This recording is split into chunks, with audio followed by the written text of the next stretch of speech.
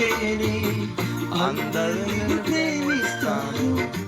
అది కాస్త వెళ్ళిపోతే ఎవరికి అవసరం ఉండదు. ఆత్మ నీలో ఉంటేనే అందరూ నిన్ను ప్రేమిస్తారు. అది కాస్త వెళ్ళిపోతే ఎవరికి అవసరం ఉండదు. కన్నవారే ఉన్నను కట్టుకున్నవారున్నను ఎవరికి కనిపించకని ఆత్మ వెళ్ళిపోను. కన్నవారే ఉన్నను కట్టుకున్నవారున్నను ఎవరికి కనిపించకని ఆత్మ వెళ్ళిపోను. ఎన్ని చేసినా తరుగు నమ్మినా కట్టె మిగిల్చింది కన్నీటి గాథ. కట్టెలపై నీ శరీరం కనిపించదు గంటకు మళ్ళీ.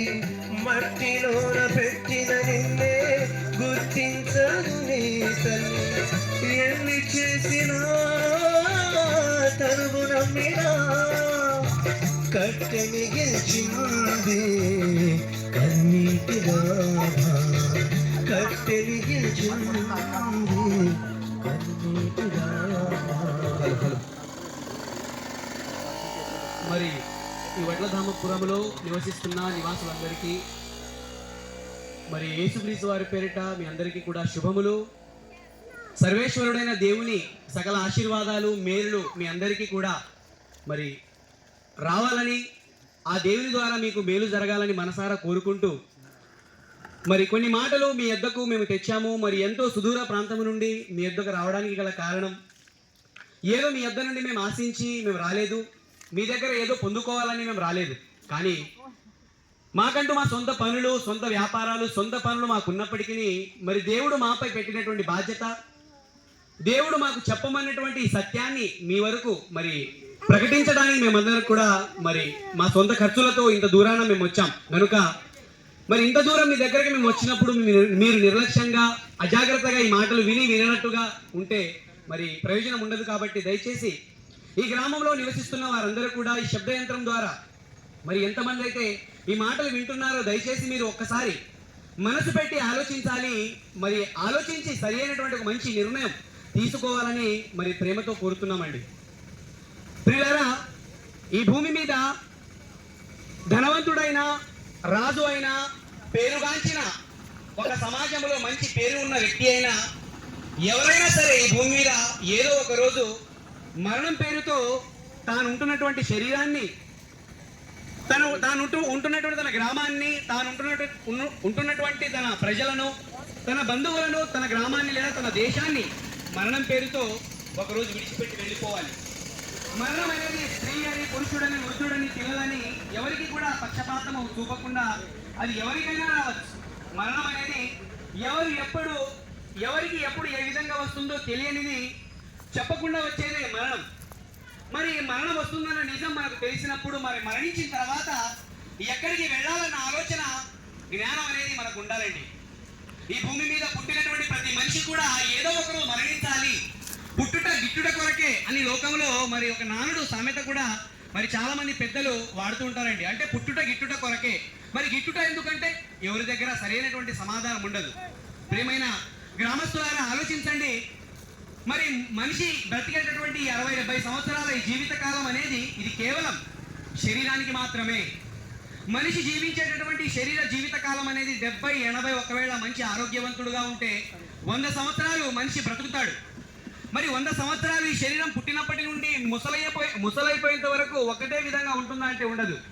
చిన్నపిల్లలుగా ఉన్నప్పుడు ఒక విధంగా ఉంటుంది, మరి యవ్వన దశలో ఒక విధంగా, మరి మధ్య వయస్సులో ఒక విధంగా, మరి వృద్ధాప్యంలో మరొక విధంగా. అంటే ఈ శరీరానికి సమయం వచ్చేసరికి సమయం గడుస్తూ కలది శరీరంలో ఎన్నో రోగాలు, ఈ శరీరంలో ఎన్నో మార్పులు ఈ శరీరంలో జరుగుతుంటాయండి. ఒకనాడు ఈ శరీరాన్ని చూసుకొని మనం ఎన్నోసార్లు ముద్దుగా లేదా ఎన్నోసార్లు గర్వపడతాం. నేను అందగాడిని, నేను ఎంతో బాగున్నాను, నాకు అంటూ బలం ఉంది అని మన శరీరాన్ని బట్టి ఎన్నోసార్లు మనం గర్వపడతాం, అతిశయిస్తాం. కానీ ఈ శరీరంలో ఉన్న ఈ బలం కలకాలం ఉంటుందా అంటే ఉండదండి. ఈ శరీరంలో రక్తం వేడి కలకాలం ఉంటుందా అంటే ఉండదు. మనకు ఉన్నటువంటి అందము కలకాలం ఉంటుందా అంటే ఉండదు. ఈ భూమి మీద మన శరీరంలోని అవయవాలు, మనకున్నటువంటి అందము శాశ్వతం కాదు. మనకున్నటువంటి ఆస్తులు, మనకున్నటువంటి బంధాలు, మనకున్నటువంటి నాది అనుకునేది ఏది కూడా అశాశ్వతమైనది. మరి ఇన్ని అశాశ్వతమైనటువంటి మాయాలోకంలో బ్రతుకుతున్న మనము నిజంగా బ్రతుకునిచ్చినటువంటి దేవుడు ఆకాశాన్ని, భూమిని, సకల ప్రకృతిని, సకల సృష్టిని కలుగజేసి మనం అడగకున్నా అడగలేదు ఆయనకు మనకు ఈ జీవితం కావాలని, అయినా కూడా మనల్ని ప్రేమించి అమ్మ గర్భంలో 9 నెలలు ఈ శరీరాన్ని నిర్మించడానికి దేవుడు ఎంత కష్టపడ్డాడో మీకు తెలుసా? ప్రియులారా, ఈ భూమి మీద మనిషి ఎంతటి డాక్టర్ అయినా, ఎంతటి మరి శాస్త్రవేత్త అయినా, ఈ శరీరంలో ఏ అవయవం తెగిపోయినా, కాళ్ళు తెగిపోయినా, చేయి తెగిపోయినా, లేదా ఈ కళ్ళు పగిలిపోయినా, ఈ శరీరంలో ఏ అవయవం నశించినా కూడా ఏ మనిషి కూడా ఈ శరీరంలోని ఏ అవయవాన్ని కూడా చేయలేడు.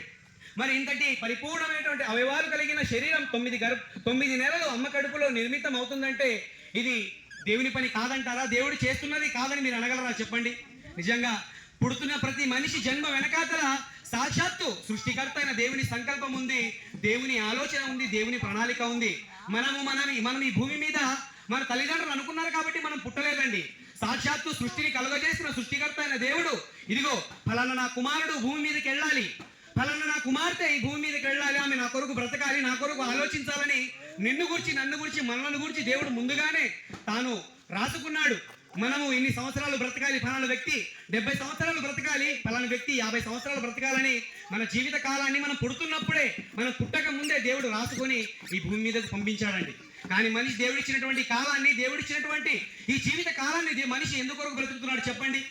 మన పిల్లల కోసం బ్రతుకుతున్నాం అంటే పిల్లల కోసం బ్రతకకూడదని కాదు, పిల్లలకు ఆస్తులు సమకూర్చకూడదని కాదు, కానీ వాళ్ళకు సంపాదించి, వాళ్ళకు మంచి చదువులు చదివించి, వాళ్ళ భవిష్యత్తు తల్లిదండ్రులుగా మనం చూడటం మన బాధ్యత. కానీ మన పిల్లల విషయంలో మనం ఎంతగా జాగ్రత్త కలిగి ఉంటామో, వారి భవిష్యత్తు బాగుండాలని ఎంతగా కష్టపడతామో, మనకు బ్రతుకునిచ్చి, మనకు జీవితాన్నిచ్చి, మనకు శరీరాన్ని ఇచ్చి, సమస్తాన్ని అనుగ్రహించినటువంటి దేవుడు కూడా మనపై బాధ్యతలు పెట్టాడు. మనము ఆయన కొరకు ఆలోచించాలని, ఆయన చెప్పిన ప్రకారంగా మన జీవితాన్ని భూమి మీద నమ్మకంగా బ్రతకాలని దేవుడు కోరుకున్నాడు.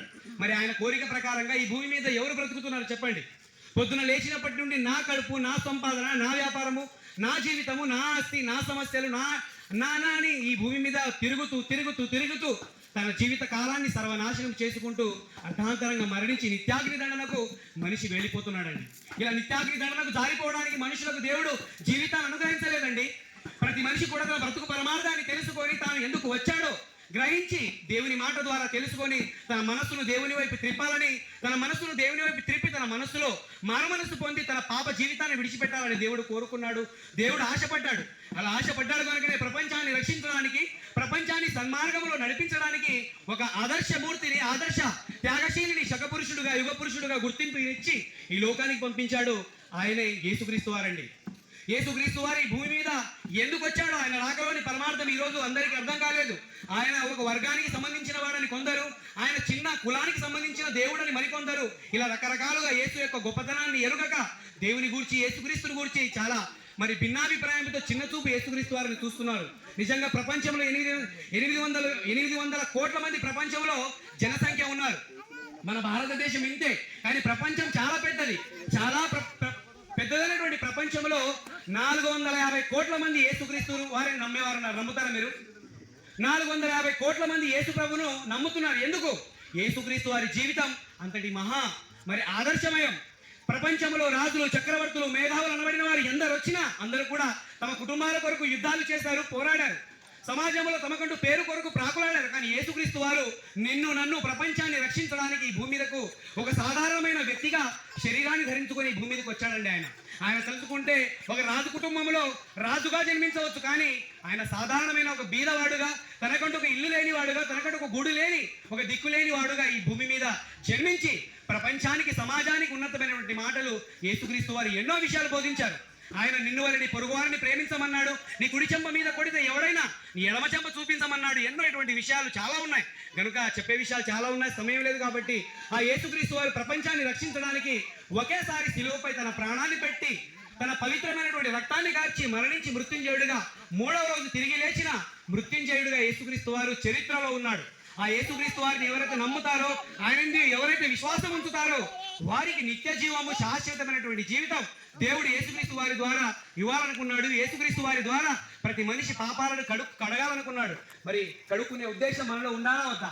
కనుక మనం పాపాలతో మరణిస్తే చాలా ప్రమాదమైన చోటుకు వెళ్ళే ప్రమాదం ఉంది. కనుక మనలో ఉన్న పాపాలు కడగబడాలంటే యేసుక్రీస్తే మార్గముగా మనం తెలుసుకొని ఆయన నమ్మి ఆయన చెప్పిన ఉన్నతమైనటువంటి మాటలు మనం పాటించగలిగితే శాశ్వతమైనటువంటి జీవితాన్ని స్వతంత్రించుకునే అవకాశం యేసుక్రీస్తు వారి ద్వారా దేవుడు అనుగ్రహించాడని మీకు అందరికీ తెలుపుతూ మరి ఆ మాటలు ముగిస్తున్నా. ప్రతి ఒక్కరు కూడా ఆలోచించి మంచి నిర్ణయం తీసుకోవాలని మరి అందరికీ కూడా ప్రేమతో కోరుతున్నాను.